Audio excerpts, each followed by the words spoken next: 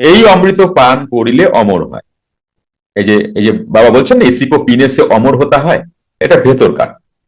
এই যে বাইরে শোনো, দেবতাগণ সমুদ্র মন্থনে এই অমৃত পান করিয়াছিলেন। আমি বলেছিলাম না যে তোমরা এটা জানো, এটা বাইরেও হয়েছে। দেবতাগণ অর্থাৎ ক্রিয়াবানগণ উত্তম ক্রিয়া করিয়া এই অমৃত পান করিয়া অমর পদ লাভ করিয়া থাকে।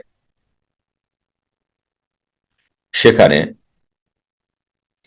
তাহার অপর এক শিষ্য, এইবার দেখো উল্টো ব্যাপার, সেখানে তাহার অপর এক শিষ্য উপস্থিত ছিলেন। তাহারও ইচ্ছা হইল গুরুদেবকে নিজ বাসভবনে একদিন মধ্যাহ্নে নিমন্ত্রণ করিয়া খাওয়াইবেন।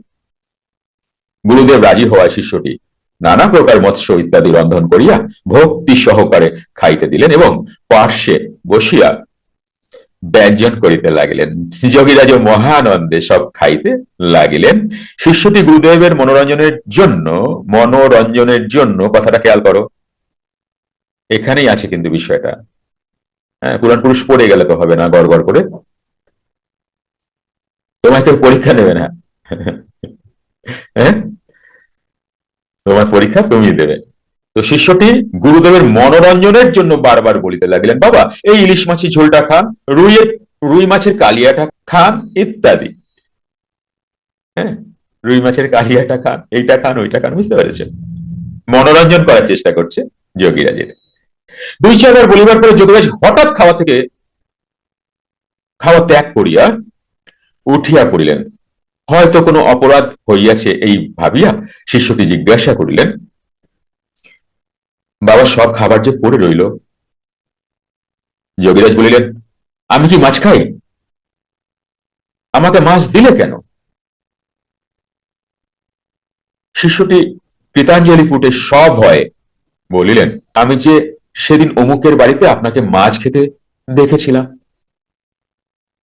তাই সাহস করে মাছের আয়োজন করেছিলাম।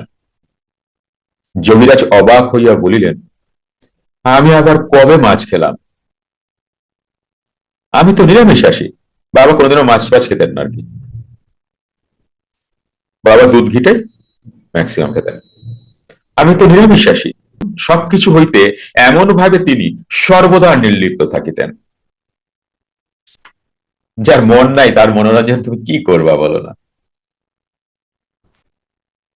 একটি ঘোষণা আপনাদের সবার জন্য। সুপ্ত ক্রিয়া, মেডিটেশন এবং অন্তর্মুখী প্রাণায়াম ক্লাসে আসতে চাইছেন? মঙ্গল, বুধ ও বৃহস্পতিবার আপনার বাড়ি বসেই জুম অনলাইনে এই ক্লাসটি করতে পারবেন। সময় সন্ধ্যা ৮টা থেকে রাত ৯টা অবধি। আসুন, ক্লাসে দেখা হবে।